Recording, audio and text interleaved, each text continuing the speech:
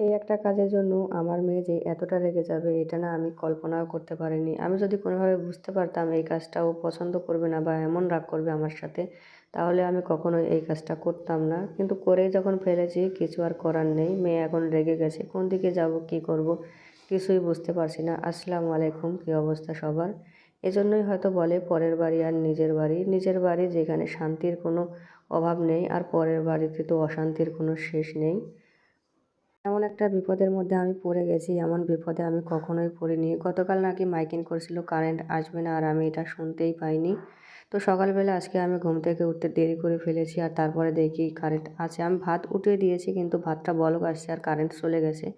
এদিকে আমার গ্যাসও নেই, গ্যাসও শেষ হয়ে গেছে। রাইস কুকারের উপরেই চালাচ্ছিলাম। যাই হোক, রাইস কুকারে সেই ভাতগুলো হয়ে গেছে, কিন্তু তরকারিও গরম করতে পারিনি আর মেয়ের দুধও গরম করতে পারিনি।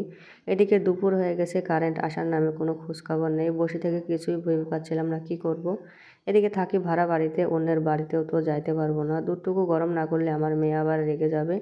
কোনো উপায় না পেয়ে আমি এখানে বসে গেছি দুধ গরম করার জন্য। মেয়ের একটি খাতা ছিল পুরাতন, ও লিখতো, আঁকিবুকি করতো। সেটা আমি নিয়ে এসেছি এখানে জাল করার জন্য।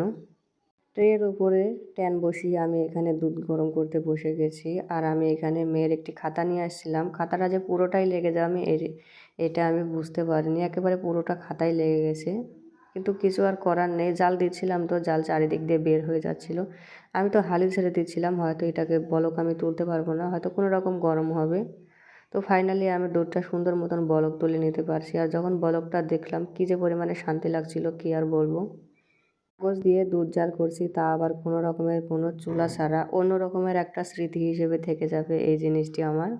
ফাইনালি আমি দুধটা জাল করে নিতে পারছি আর বলকটাও চলে আসছে।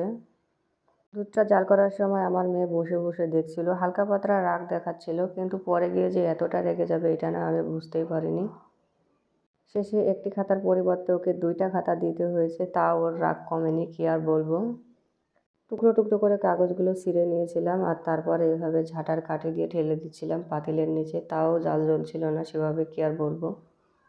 দুধটাও ছিল অনেকটাই বেশি, 1 লিটারের মতন, আর আমি এটা নষ্ট করতে চাচ্ছিলাম না, যেই কারণে এই কাজটা করলাম।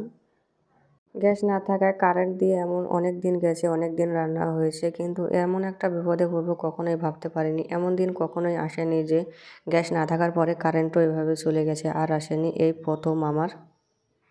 আমি এখানে জাল করার জন্য অনেকগুলো কার্টুন নিয়ে বসছিলাম, কিন্তু কার্টুনগুলো এভাবে জাল করতে পারিনি। বাধ্য হয়ে আমি মেয়ের খাতাটা পুড়িয়ে ফেলেছি। আর ওই খাতাটাতে তেমন কোনো লেখাও ছিল না, ও কিছু লিখতও না, এমনিতেই আঁকিবুকি করতো। খাতাটাও নষ্ট করে ফেলেছিল, যে কারণে আমি এভাবে পুড়িয়ে ফেলেছি।